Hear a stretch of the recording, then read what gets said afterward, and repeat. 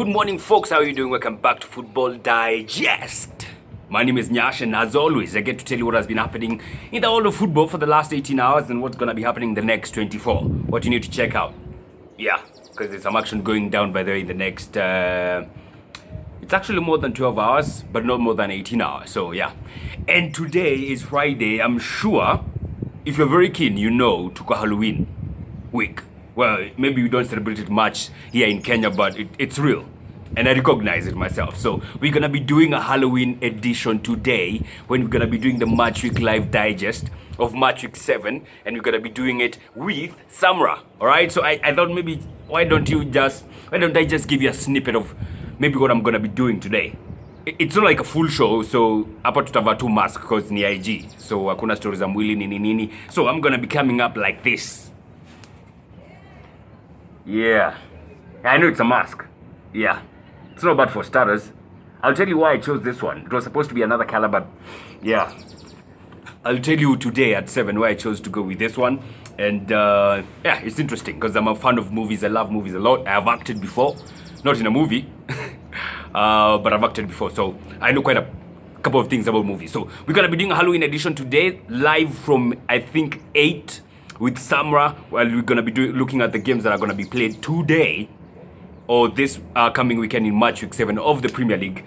And actually, the games are starting today at 11. So FPL tukairada start kushikwa off guard last week. All right, away from that, we're going to be focusing more than later on. Yesterday, we had Thursday night football going on. Of course, after Kuona Maria, we decided to ice the cake with some Europa League football. Oh, God. Yes, and we did watch the games. You know, Arsenal was in action yesterday. Before that, we had likes of Tottenham in action, and actually Tottenham lost. Yeah, so Arsenal won against Dundalk 3-0, a game which I thought was good for us because we took our chances. The only thing I'm happy about that game is that we took our chances. Unlike these other games where we could get a couple of chances, but we don't capitalize. That for me was the biggest worry.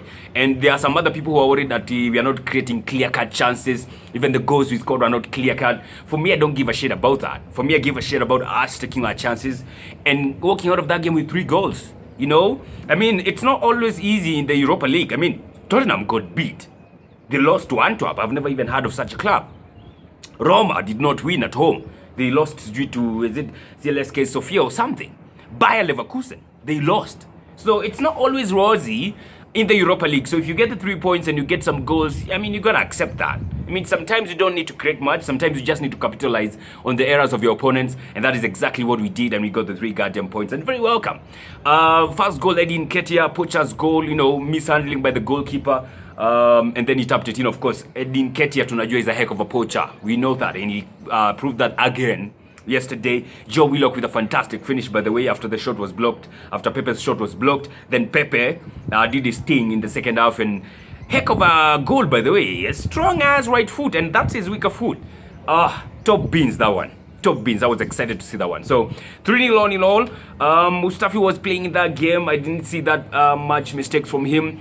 I'm very suspect of Mustafi, by the way, as we go to Old Trafford on Sunday. But yesterday, he never did anything wrong. So yeah, I'm gonna try to bank on that as we face Man United on Sunday. But I'm not confident on having Mustafi or with having Mustafi as our CB. No, I don't. I know we have Gabriel, but Mustafi apana. So that's how the cookie crumbled yesterday as far as Europa League goes. I don't think I need to talk about these other games that happened. Leicester was in action. They won 2-1. Spurs, like I said, they lost, and that's just about it. So this week, of course, there are some couple of things that have happened, which I think I've not mentioned in my other digest. One, Alvaro Morata became the first guy to score a hat-trick of offside goals in the Champions League. I don't think there's ever been something like that. He scored 3 goals, and they were all ruled out as offside goals. He was offside. Crazy. I don't think there's ever been such in football. On most of Champions League, it's crazy, right? This week, you also saw the president doing an inauguration or groundbreaking of the new Ulinzi Sports Complex. Ulinzi Sports Complex, of course, tunajua ndiko Ulinzi Stars, the Kenyan Premier League team inaitwa Ulinzi Stars. That's where they play. So they're going to be having a new ground where the complex is going to encompass of a stadium, it's going to encompass of an indoor arena or indoor arena gymnasium, it's going to encompass of a nature trail, it's going to encompass of a swimming pool. So a couple of things, you know, outside courts where guys can play tennis, guys can play basketball and stuff. So it's very welcome a move. I hope they're going to complete it before end of this season or before start of next season so that you can see Ulinzi Stars competing in a state-of-the-art stadium. Yeah, we've also seen some renovations being done in Nyayo Stadium, which I think we should do a vlog of.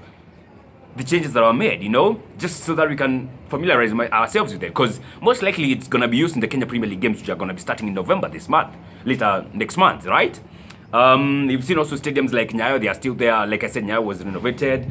Kasa, still Kasa, it's a good stadium. Kinoru Stadium, another stadium that has been renovated. So we are trying to see if they're going to be doing that to other stadiums like Machakos.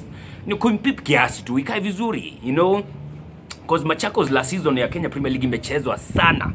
You know, they try to do the same with Narok Stadium so that we can have a couple of stadiums where, you know, Kenyan Premier League matches can be played and not just one particular stadium in Inatumiango for all the games. Buhungu Stadium is another stadium that is very nice. I have seen it, I've entered it, I've watched a game there. They have very nice seats. Grau iko sawa. Of course, you could do some more touches on the field, but it's nice. It's nice. All right, we have seen some works being done on City Stadium. They're taken forever though, but of course, it's another stadium that are being looked at. So progressively, all in all, it's not that bad to be honest. I mean, we have like Kinoru, Nyayo, Kasa, Machakos, Ulinzi Complex, Buhungu. So like 6-7 stadiums where Kenya Premier League matches can be held. And that's not bad. There's also the one that is played in Kisumu. What is it? Yeah, so we have like 8 stadiums in Kenya which can host Kenyan football matches. So that is very nice to see. What else? Mandela, Brian Mandela. Or is it Brian Onyango Mandela?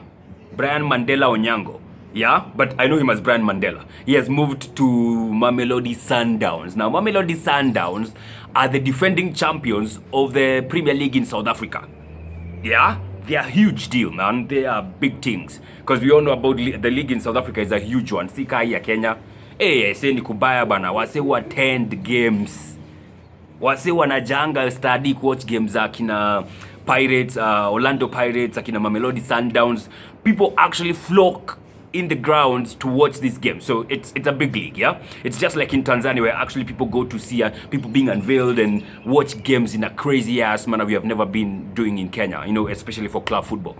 So it's interesting. So he has gone there on a free deal as a free agent on a 3-year contract with an option of extending for 2 more years. It's going to be interesting for him. I mean, playing for champions in South Africa, one of the biggest leagues in Africa, it's huge. I like that. I absolutely like that. I hope he's going to hit the ground running. He's a good defender. No doubt about that. I was actually watching my Fanatics yesterday on Facebook and apparently there's someone who made a comment that people in South Africa, the folks in SA, were excited about Brian Mandela joining Mamelodi Sundowns. Yeah, he's kind of a big deal down there. Juu alikuanga another club in South Africa also, so they are quite excited to see him going over there. Also, some other news that have been trickling in this week is that Burnley is going to finally be taken over. It's going to be taken over by Abwanyenye, an Egyptian. Mohammed El Kashashy might be the next owner of a Premier League club, and I think he might be the first African to own a Premier League club. Crazy, right? So apparently he's in a process of taking over Burnley for £200 million. 100 million pounds less of what Chelsea were taken over by or with. So it's of course very welcome, and he's being said he's ready to do major investments. He's ready to back Sean Dyche show. Sean Dyche. So Burnley is a club we need to be maybe keeping a keen eye on moving forward. Maybe in the next coming season, ataanza kusumbua ka Everton. You never know. So that's some very interesting news. Of course, that is very welcome. First African owning a Premier League club. Man, you can't say no to that. All right, I guess that's all there is to digest today. Don't forget, of course, FPL managers, like I've said. Today, there's a Premier League match going down. I think Wolves are playing against Crystal Palace. Yeah, if I'm not wrong. So, yeah, be wary. Last time, mimi nilishuka off guard after the Matchweek Live Digest, nilichelewa. So, stuck hiyo mchezo leo, so I'm sorting it out during the day. You need to do the same. Alright, usiseme au kuambiwa because I don't want some howlers the ones I saw in Nini. Well, no, I don't want that one. I don't want that one. So that's it. Don't forget, like I said today, our Matchweek Live Digest is gonna be a bit different. We're not gonna be seeing faces. We're gonna be seeing a lot of masks and a lot of scary stuff. It's Halloween, man. We have to do a Halloween edition. I've always wanted to do a Halloween. I nilikuwa nataka kufanya hata last year. The things that we wanted to do that have not yet been done. Ile siku nitakuja tuketi chini tuongee kuhusu hizo story. Watu watashangaa. Vitu mingi sana. Vitu mingi. So today we will start with this one, and it's something we're gonna be doing year in, year out, moving forward. We're gonna be trying to have a Halloween edition of Matchweek Digest, depending on which day it falls. It must be somewhere within like a Friday somewhere, and there's always gonna be Premier League games being played in that period. So we're always gonna be doing a Halloween edition of a Matchweek Live Digest or Matchweek something preview or something. Yeah, that's all for now, folks. Don't forget, if you're watching this on YouTube, please hit the subscribe button and the like button. Smash it, vibaya sana. If you're watching it on IGTV, please double tap, give us some likes. We will appreciate that, really, like honestly. All right, cool. Have a fantastic Friday. Have a fantastic week. Let's meet up today at 8 o'clock. I'll decide kama ni 8 ama ni 7:30 ndio tusishike off guard na FPL. Staki hiyo mchezo.